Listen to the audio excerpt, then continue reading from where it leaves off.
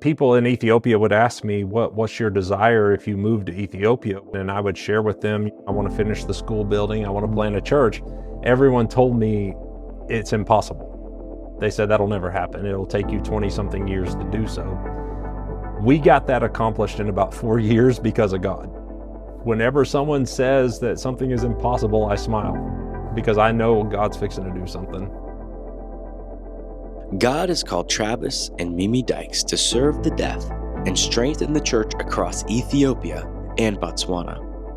I was called in '99. I was traveling through Virginia for the company I worked for at that time.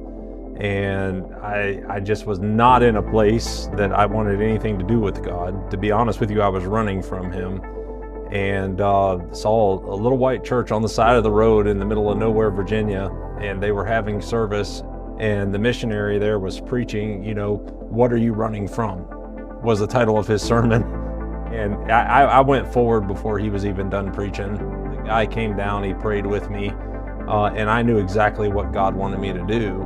I knew I was called to missions. I met a guy from Botswana. I couldn't even point to Botswana on a map if you had asked me to.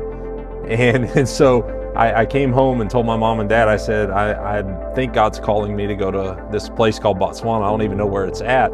They had just gotten back off a trip where they had went to Botswana and they met Mimi. And they said, there's a missionary coming from Botswana, you can talk to her. And next thing you know, we got married, went back over there together. And God moved us into there. He broke my heart. Mimi was already serving with the deaf.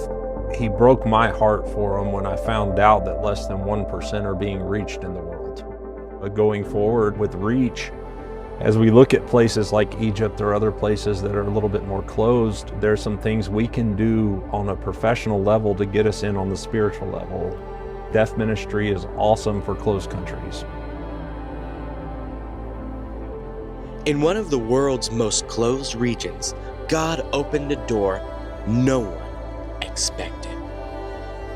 Ethiopia, we went there primarily to work with Victory School for the Deaf in Addis Ababa.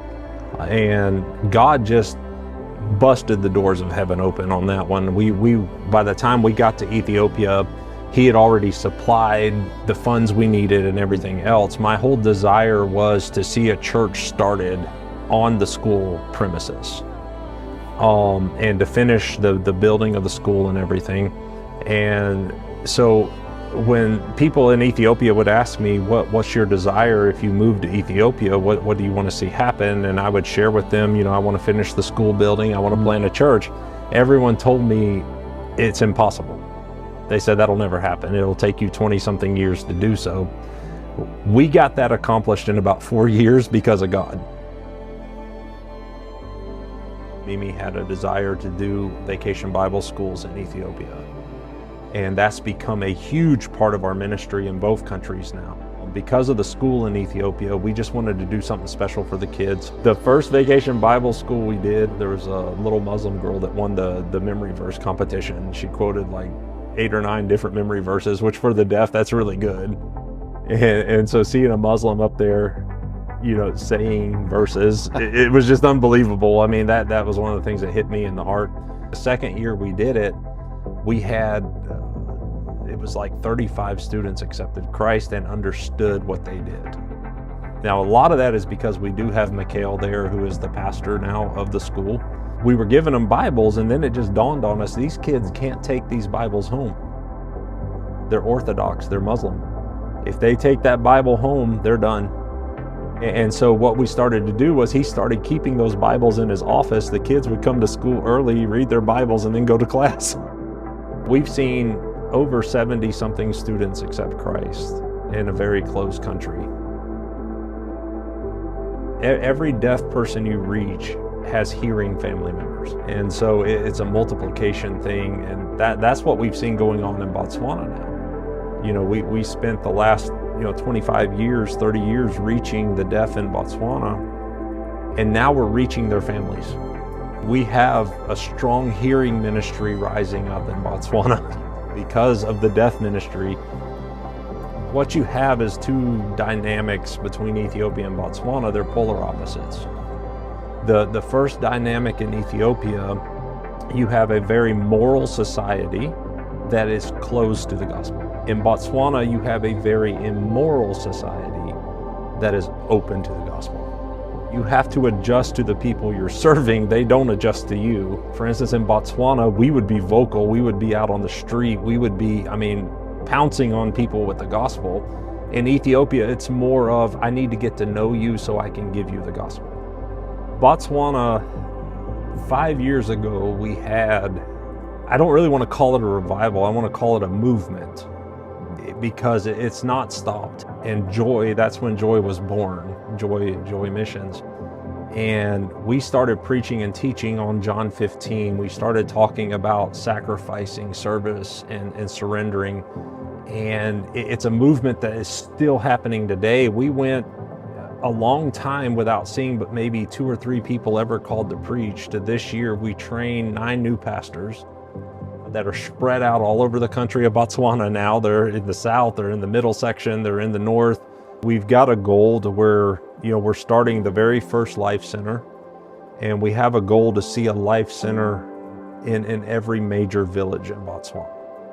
And that's already started with these 9 guys. They're going out and starting, Bible study groups and things that will later become churches. We want to show the communities that we're in that we care about them. We don't run programs, we run Jesus. And that's what we tell everybody is, we're gonna talk to you about your salvation first.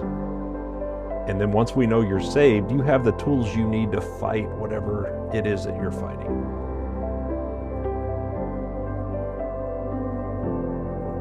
We need personal support, we need ministry support, just like every other missionary out there. The number one way that you can support any missionary is through prayer. There's been dark times on the fields where we could almost hear people here praying. We're on the front lines, and the devil doesn't like that. And he sends whatever he has to towards you, and there's spiritual warfare as much as there is cultural warfare. And prayer is the number one thing that keeps all of us going on the field. If you ask any of my guys, they'll tell you the number one thing you can do is pray. Financially, it's now that God has moved me into going all over the world, really, and helping pastors and national pastors and helping national works, financially, we do need support. You go to joymissions.com, and it's got all the information there to follow us on Facebook, sign up for our emails. We also are available on WhatsApp wherever we are in the world. Would you pray, partner, and walk alongside what God is doing through Joy Missions in Botswana, Ethiopia, and all throughout the world? Visit joymissions.com today.